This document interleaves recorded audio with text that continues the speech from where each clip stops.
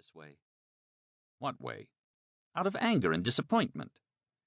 You want to quit the police force because you feel betrayed, as if the person you trusted most— Livia, I don't feel betrayed. I have been betrayed.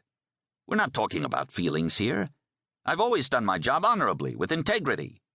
If I gave a crook my word, I kept it. And that's why I'm respected. That's been my strength. Can you understand that? But now I'm fed up. I'm sick of it all.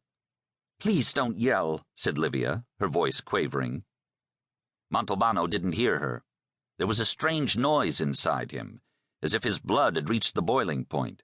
He continued, I never once fabricated evidence, not even against the worst criminals. Never. If I had, I would have been stooping to their level. And then you really could have said that this is a filthy job. Do you realize what happened, Livia?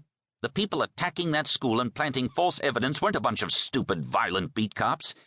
They were commissioners and vice-commissioners, inspectors and captains and other paragons of virtue. Only then did he realize that the noise he was hearing in the receiver was Livia sobbing. He took a deep breath. Livia. Yes? I love you. Good night. He hung up.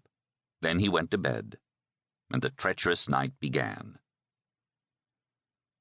The truth of the matter was that Montalbano's malaise had set in a while back, when the television had first shown the Prime Minister strolling up and down the narrow streets of Genoa, tidying the flower boxes and ordering the inhabitants to remove the underwear hung out to dry on balconies and windowsills, while his Interior Minister was adopting security measures more suited for an imminent civil war than for a meeting of heads of state, setting up wire fences to block access to certain streets, soldering shut the manholes, sealing the country's borders, closing certain railroad stations, establishing boat patrols at sea, and even installing a battery of missiles. This was such an excessive display of defense, thought the inspector, that it became a kind of provocation. Then what happened, happened. One of the demonstrators got killed, of course, but perhaps the worst of it was that certain police units had thought it best to fire tear gas at the most peaceable demonstrators, leaving the most violent ones, the so-called Black Bloc, free to do as they pleased. Then came the ugly episode at the Diaz school, which resembled not so much a police operation as a wicked and violent abuse of power, with the sole purpose of venting a repressed lust for revenge.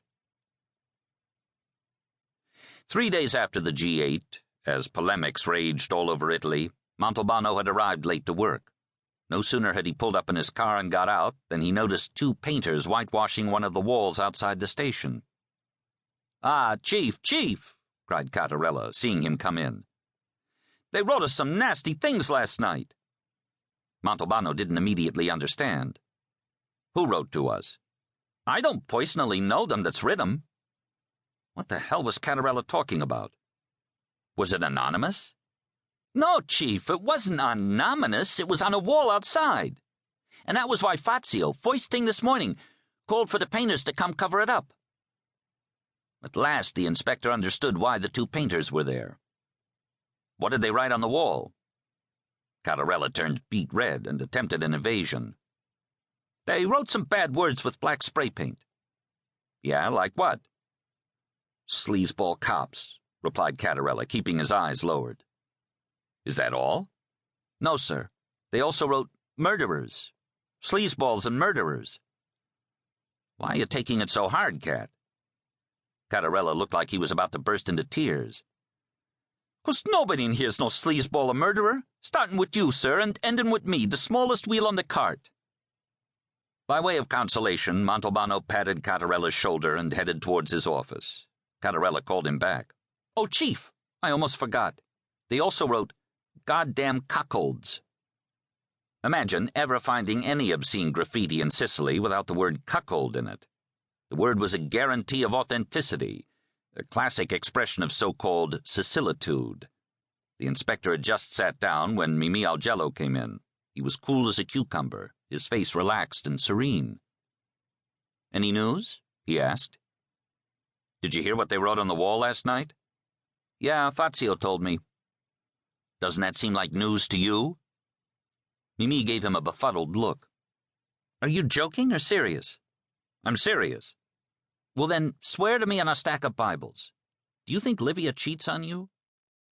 This time it was Montalbano who gave Mimi a puzzle.